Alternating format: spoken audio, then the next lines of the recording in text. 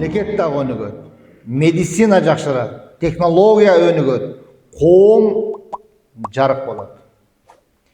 Илим тарыхында Ибн Сина, Ал-Харезм, Имам Бухари сыяктуу улуу инсандар иман менен илимди бириктирип, дүйнөгө чоң мурас калтырган. Экөөнү эки бөлүп караган эмес булар.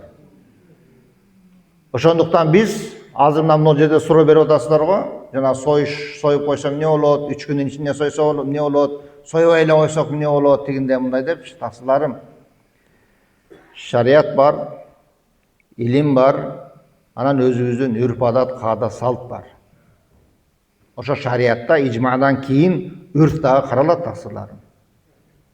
Эгерде ошол үрф жакшы болгон болсо, ошол үрф муну бирөө баштайт, адат. Анан ал кайталанат, анан ал салтка айланат. Салт болуп элдин ичине киргенден кийин ал барып туруп анан ошол элдин маданиятына кирип кетет. Биз ушул нерсени дагы четке кага бербейлик таксылар. Тигинде мындай деп талашып, биз кыргызбызбы? Биз кыргыз мусулман болушубуз керек. Биз мына кыргызстандыкпызбы? Биз кыргызстандык мусулман болушубуз керек.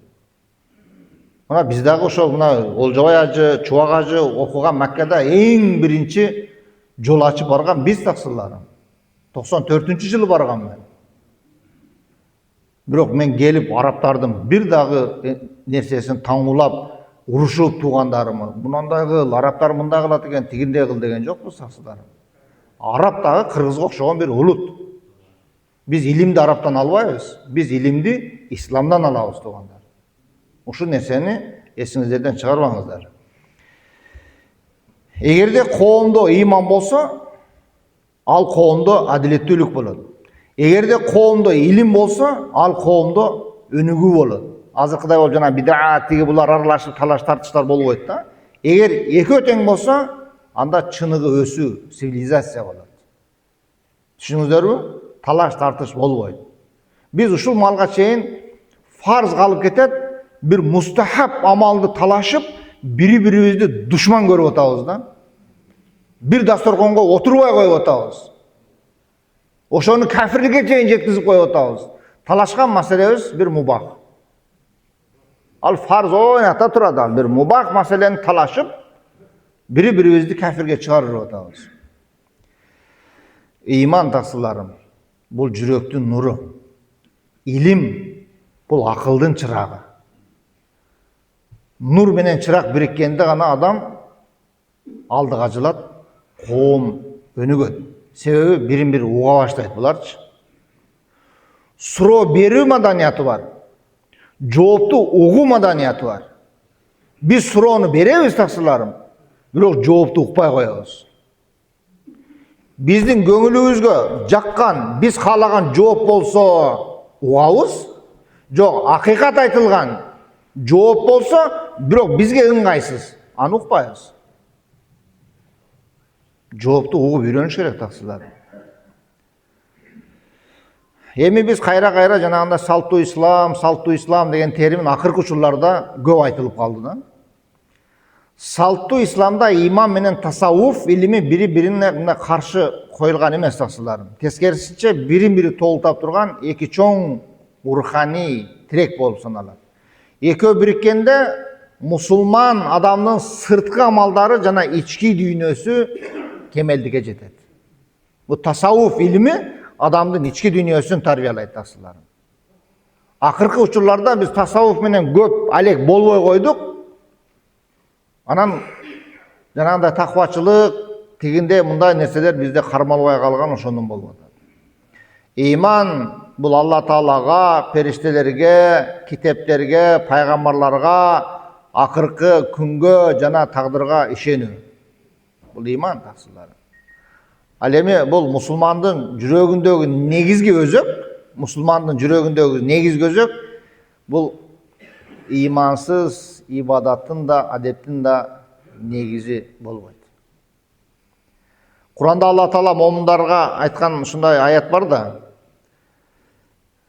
Жүрөктөрдү Алла Тааланы эстегенде адам тынчтанып калат. Мына бул момун мусулмандын негизги касиети. Мисалы үчүн бир иш болуп атат. Ушуну аткарыш керек. Ушу иш жүзүнө ашыш керек эле. Бирок ал иш жүзүнө ашпай калды. Анан сиз эми Алла Тааланын айтканы болот экен да. Мында да бир жакшы хикмат болсо керек деп Алла Тааланы эстедиңиз, жүрөгүңүз тынчсызданды да. Анан баягы орустар үйрөткөн кулук мүнөз менен эле не должна быть деп үйрөтө турган болсок, анда жүрөгүбүз кыйналып калат да таксылар. Биз ошого көнгөнбүз көбүбүзчү. Жок, болуш керек депчи. Ал сенин каалооң. Алла Тааланын каалоосу башка да таксылар. Биз көп нерсени каалайбыз. Бирок биз каалаган нерсе эмес, Алла Тааланын каалоосу болот. Тасаввуф бул жүрөктү тазалоо, нафсини тарбиялоо, ырыядан, текеберден, көрө албастыктан арылуу илими болуп эсептелет. Тасаввуф илими дайым таспих тартып, ушу Кудай деп өзүңүздү өзүңүз тарбиялап, жүрөктү тарбиялайт.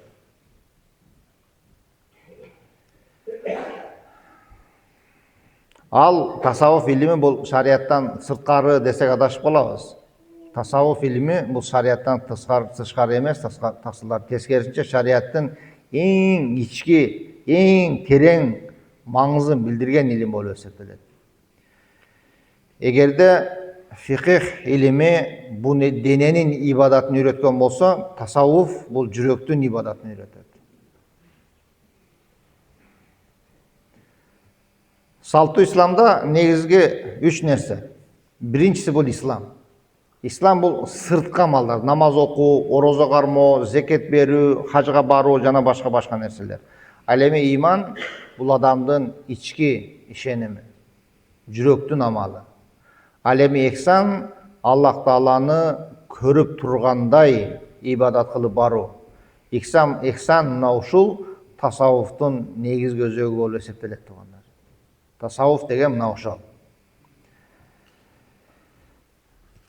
Эгерде иман болуп тасаввуф болбосо, адамдын жүрөгү жанагындай латиф, жеңил, жумшак болбойт таксылар. Адамдын жүрөгү катып тура берет. Пайгамбарыбыздан хадис айтылса, аяттар айтылса, сахабалардын жашоо тиричилиги айтылса, көзгө жаш келбейт. Качан гана ошол тасаввуф илими менен адам алек болуп калган болсо, мына ушул нерселер айтылганда, ошол адамдын көзүнөн жаш агып кетет. Аллахтын ыраазылыгы үчүн аккан көздөгү жаш 300 жылдык жолдон келет. Жөн эле келе калбайт алчы. 300 жылдык Аллах үчүн, Аллахтын ыраазылыгы үчүн көздөн аккан жаш бул 300 жылдык жолдон келет. Имам Абу Ханифа, ошондой эле дүйнөгө белгилүү болгон имам Газали, имам Ал-Навави сыяктуу алымдар шарият менен тасаввуфту эч качан бөлбөстөн, тескерисинче айкалыштырып, илимди өнүктүрүп, ички дүйнөсүн байытып келген. Имам Газалинин ушундай бир айткан сөзү бар: жүрөк оголмоюнча дейт, бул амал толук болбойт. Но тил айта берет таксылары. Ошо тилдин айтканын жүрөк амал тасташ керек. Демек бул салттуу ислам, тасаввуф илими бул жаңы бир дин эмес таксыларым, бул исламдын жүрөгүнүн тарбиясы. Ошол салттуу ислам деген жанатан бери сөз болуп атат. Пайгамбарыбыз Мухаммад саллаллаху алейхи ва салламдан сахабалардан табииндерге, кийин Абу Ханифа, имам Шафи, муштахидтерге өтүп, бизге чейинки түп-түз таптаза жетип келген ислам жолу мына ушул салттуу ислам деп аталат. Анан кээ бирлерибиз бүгүнкү күндө ушуну дагы жанагы бөйрөктөн шыйрак чыгарып, тукумдан кыр издеп, салттын эмне тиешеси бар исламга деп ушул жерден макулман болгондор бар да. Салттын эмне тиешеси бар? Ал өзү кругзор узкий. Бул жерде салт деген түшүнүктү биздин улуттук салтты түшүнүп, улуттук салтты ал өзү динге байлап атат да. Бул жерде улуттук салт башка, ал диндик исламий салт башка таксылар.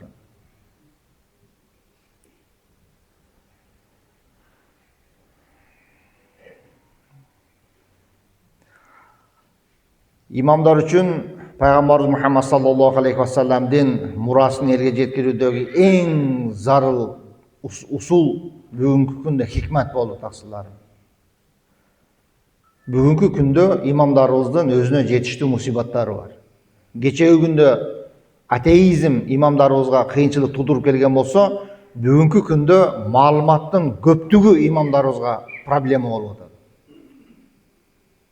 Андай десең да болбойт, мындай десең да болбойт, андай десең да имам күнөөкөр, мындай десең да имам күнөөкөр.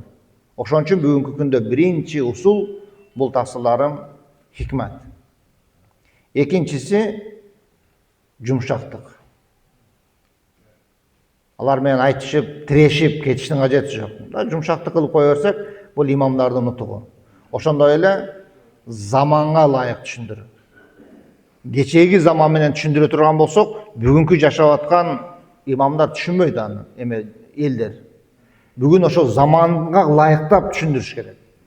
Бул имамдардын бүгүнкү күндөгү негизги усулу таксылары. Кур'ан-ы Каримдеги буйрук Астагфируллах, "Уд'у илаллахи бил хикма ва ма'узатул хасана, садакаллахул азим." Бүгүнкү күндө Алла Тааланын жолуна хикмат менен, данышмандык менен, жакшы, чырайлуу кол сөздөр менен чакырык кылуу биздин дебизибиз болуп калды таксылар. Ушул аятты дайыма жүрөгүбүздө кармаш керек. Имамдар бул азыркы күндө дават кылууда жанагында кыйкырып, таяк менен тигинде мындай кылып попузалап урушуу, катуулук бүгүн өтпөй калды. Мурда билесиздер, аксакал имамдарыбыз, каяка кетип атасың, баш мына чөптү оруп кой. Же болсо паланчага кудай кылып атат, бас койду сой десе, о шаарга кетип аткандагы шарт жолунан буруп, барып кой соёт эле да. А бүгүн бирөө жолдо кетип атса, бала берке муну кыл десеңиз, ал кылбайт таксылар. Ал кечеги жанагы ошо кечеги имамдын мындай ауыр оюнун жогору экендигинен эмес, ошо кечеги адамдардын ыймандуу экендигине баалуу. А бүгүнкү адамдардын адеп аклагынын башкача экендигине баалык болуп атат да. Бүгүнкү имамдын алсыздыгы, илимсиздиги эмес. Бүгүнкү адамдардын ошо жанагы алардын бүгүнкү күндөгү түшүнүк, адеп аклагынан тийиштүү маселе болуп атат да таксыларым болчу. Ошон үчүн биз өтө хикмат менен иш алып барышыбыз керек. Себеби азыр мына жаштар менен мектепте, биз мектеп жаштары менен да көп сүйлөшөбүз да. Рекетчилик бар, зордук, зомбулук бар. Түйшүктүн али эне сүтү оозунан кете элек 4-5 класстын балдары суицид кылып өзүн өзү бул дүйнөдөн тажап, өзүн өзү асып коюп атышат. Мурда угат элек, мына карып, бул дүйнөдөн тажап калганда, Аллахым, андан көрүшү мени алып кетсең деле ыраазымын деп, ушу карыган адамдар айтат эле да. А бүгүн бул дүйнө менен эне сүтү оозунан кете элек балдар коштошуп атат. Бүгүн коом өзгөрүп, маалымат аябай көбөйүп кетти.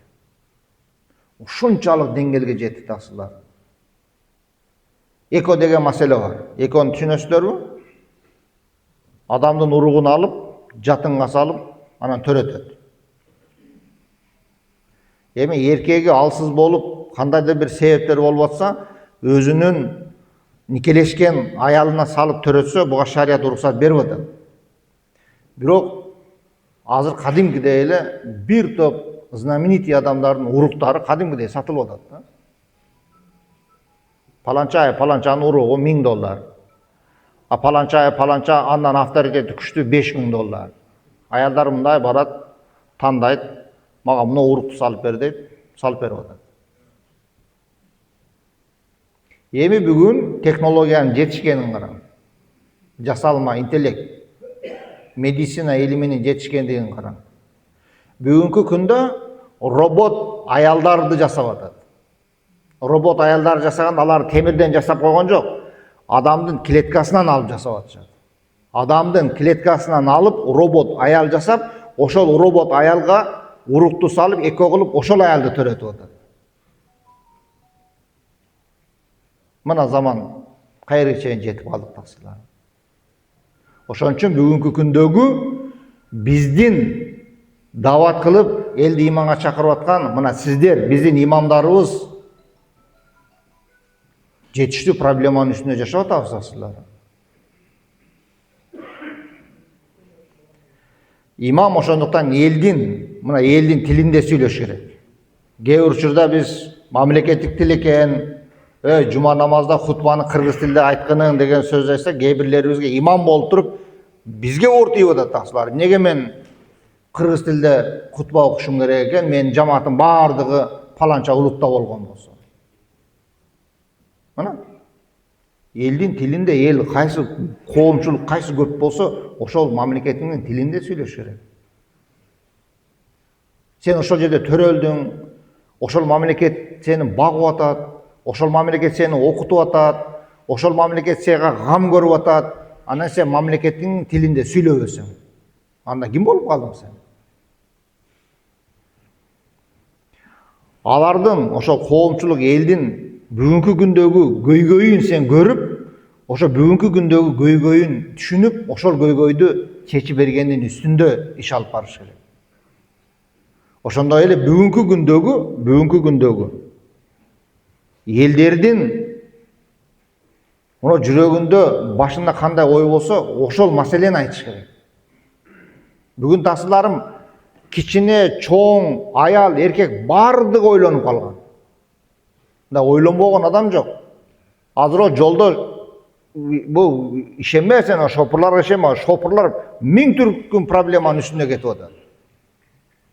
Бул адамдарда эле экен десем, азыр иттерде дагы ошо проблема бар экен. Бир күнү кетип атсам, машинада кетип атам, жолдун боюнда бир ит турган.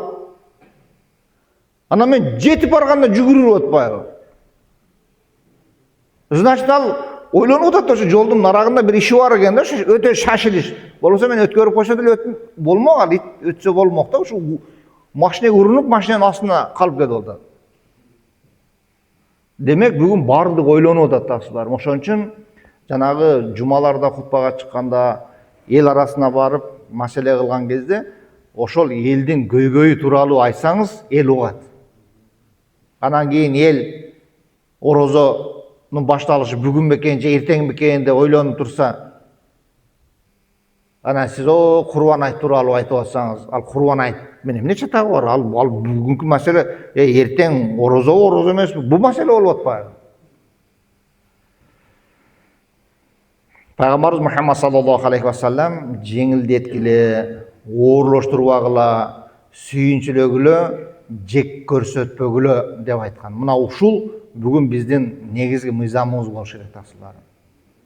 Биз жеңилдетип түшүндүрүшүбүз керек, эчтекени оорлотпошубуз керек. Ошондой эле жакшы кабарлар менен сүйүнтүп, аларга үмүт бериш керек. Бир нерсени катуу айтып, жек көрсөтпөш керек. Мына биздин бир дамылабыз бирөөнүн атасын машина уруп кетип, жаназага алып барышкан. Анан алар сураптыр. Тынчсызданып атат да, атамдын акыбалы кандай болуп калат, дамыла ушу машина уруп кетип өлдү да десе, бул азамат айтыптыр, атаң арам өлдү дептир. Анан муну дамыланы тез алып келген жериңерге жеткирип койгула деди. Наркайдагы дамыланы алып келгиле деп, буну айдап берет. Бул таксыр мына хикмет кылса болот да, итак бул атасынан ажырап, булар өзү жанагындай кезексиз өлүм болуп зорго турат.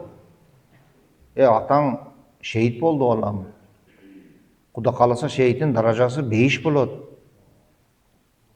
Атаң жакшы адам экен, атаң бейиши болду десе, 1000 сом жаназага коеюн деп атса, тайды жетелеп чыккын, атаң бейишке киргизип атат деп, сага тай алып чыгып берет. Ошентип кичине жан багышты ham үйрөнгүлө да таксылдар. Аны айтасыңар, мага эчтеке бербейт, эчтеке бербейт. Эчтеке беришке мында өзүң арык чапсаң бирдеке чыгабы?